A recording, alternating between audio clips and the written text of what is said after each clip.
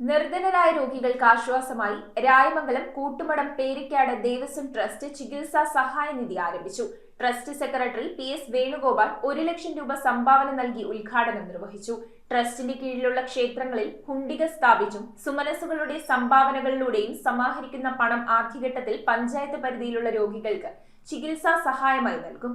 സാമ്പത്തികമായി പിന്നോക്കം നിൽക്കുന്ന നിരവധി രോഗികൾക്ക് ആശ്വാസമായി രായമംഗലം കൂട്ടുമടം പേരക്കാട് ദേവസ്വം ട്രസ്റ്റിന്റെ നേതൃത്വത്തിൽ ചികിത്സാ സഹായ നിധി ആരംഭിച്ചു. പദ്ധതി പ്രകാരം ആദ്യഘട്ടത്തിൽ രായമംഗലം പഞ്ചായത്ത് പരിധിയിലുള്ളവർക്കാണ് സഹായം നൽകുന്നത്. ലഭിക്കുന്ന അപേക്ഷകളിൽ നിന്നും കൃത്യമായ പരിശോധന നടത്തി അർഹരായവരെ തിരഞ്ഞെടുക്കും. ട്രസ്റ്റിന് കീഴിലുള്ള കൂട്ടുമടം, പേരക്കാട്, കാരൂർ, മൂവർകുളങ്ങര ക്ഷേത്രങ്ങളിൽ പ്രത്യേക ഹുണ്ടിക സ്ഥാപിച്ച് ഇതിൽ നിന്ന് ലഭിക്കുന്ന പണവും സുമനസ്സുകൾ നൽകുന്ന സംഭാവനകളും ചേർത്താണ് ചികിത്സാ സഹായ നിധി സമാഹരിക്കുന്നത്. ഇതിനു മുന്നോടിയായി കൂട്ടുമടം ക്ഷേത്രം മേൽശാന്തി ജയൻ നമ്പൂതിരിയുടെ സാന്നിധ്യത്തിൽ ട്രസ്റ്റ് സെക്രട്ടറി PS വേണുഗോപാൽ 1 ലക്ഷം രൂപ സഹായ നിധിയിലേക്ക് സംഭാവന നൽകി ഉദ്ഘാടനം നിർവഹിച്ചു. പ്രസിഡന്റ് ബിജു D നായർ സംഭാവന ഏറ്റുവാങ്ങി. Treasurer Ratheesh R Nair, Sreejith P Nair, KS Ashok Kumar, trust ഭരണസമിതി അംഗങ്ങൾ, ക്ഷേത്രം ജീവനക്കാർ, ഭക്തജനങ്ങൾ തുടങ്ങിയവർ ചടങ്ങിൽ പങ്കെടുത്തു. ചികിത്സാ സഹായ നിധി സമാഹരണത്തിൽ ഏവരുടെയും സഹകരണം അഭ്യർത്ഥിക്കുന്നതായി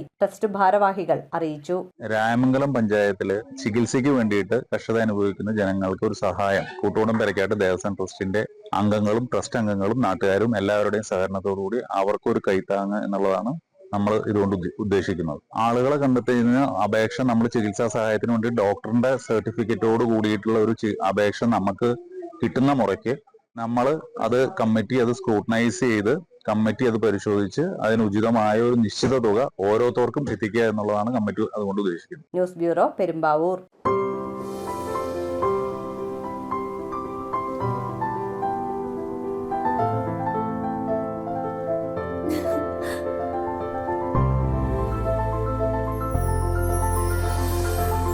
കളങ്കമില്ലാത്ത സൗഹൃദം പോലെ കലർപ്പില്ലാത്ത വിശ്വാസം. കല്ലൻസ് ജ്വല്ലറി.